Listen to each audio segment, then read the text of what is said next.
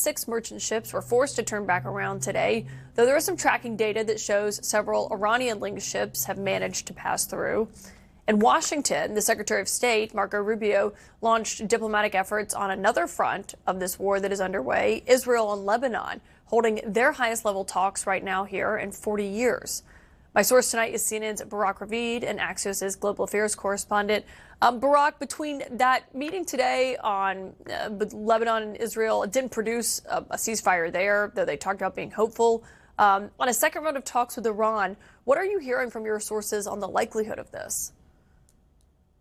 Well, first, I think the meeting at the State Department, I'm not saying it's not important, it is, but it was mostly a photo op. I think the main issue to see is whether the Trump administration will be able to force Netanyahu to stop, to agree to a ceasefire in the coming days.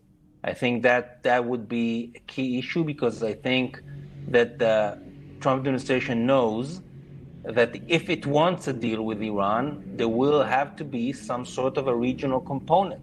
And the Trump administration wants any ceasefire in Lebanon not to be connected to an Iranian dictation or demand or pressure, but to be something that is a result of direct Israeli-Lebanese negotiations. So I think the Trump administration's interest is to have this ceasefire even before it has any kind of deal with Iran. That's number one. Number two, for now, a second meeting between Vice President Vance and the U.S. negotiation team and Speaker of Iranian Parliament, Kalibaf, and his negotiation team hasn't been scheduled yet.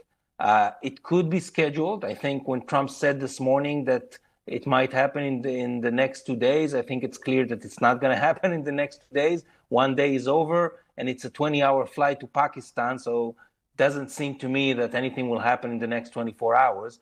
But we have until April 21st to do another round of negotiations and try to get a deal. I'm not sure it's enough time, but I also don't get the impression that President Trump has a lot of appetite to extend the ceasefire.